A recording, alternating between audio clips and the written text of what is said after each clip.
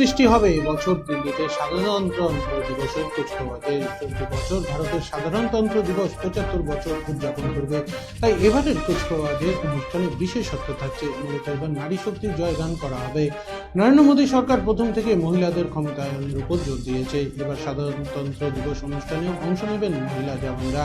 এছাড়া শাড়ি প্রদর্শনী, বিদেশি বাহিনী সহ আরও কতগুলি নতুনত্ব দেখা যাবে কুচকাওয়াজ অনুষ্ঠানে। উল্লেখ্য, এবার মহিলা বাহিনীর 3টি দলই প্রথমবারের মতো প্রজাতন্ত্র দিবসের প্যারেডে অংশ নেবে। 3টি দলের মধ্যে রয়েছে সেনাবাহিনীর মিলিটারি পুলিশ এবং অন্য 2টি সার্ভিসের মহিলা বাহিনী।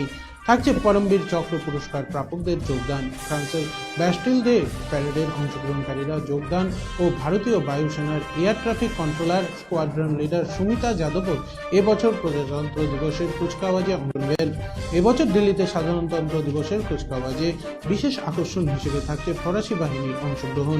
এবারে সাধারণতন্ত্র দিবসের প্রধান অতিথি ফ্রান্সের প্রেসিডেন্ট এমানুয়েল ম্যাক্রো। তাকে সম্মান জানাতে এবারের কুচকাওয়াজে ফরাসি বাহিনীও অংশগ্রহণ করছে, যার মধ্যে থাকছে ফ্রান্সের 95 জন সদস্যের একটি মার্চিং কন্টিনজেন্ট, 33 সদস্যের একটি ব্র্যান্ড দল, 2টি রাফাল ফাইটার এবং একটি Airbus A330 multi role tanker পরিবহন বিমান।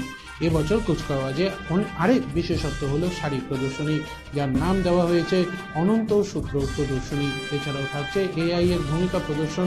বর্তমানে বিভিন্ন ক্ষেত্রে জোয়ার নিয়ে এসেছে কৃত্রিম বুদ্ধিমত্তার AI। এবারের কুচকাওয়াজ অনুষ্ঠানে AI এর ভূমিকা তুলে ধরতে বৈদ্যুতিন ও তথ্য প্রযুক্তি মন্ত্রকের তরফে এক মূক নাটক প্রদর্শিত করা হবে। বিশেষত ইসরো তথা ভারতের বড় সাফল্য হলো চন্দ্রায়ন 3।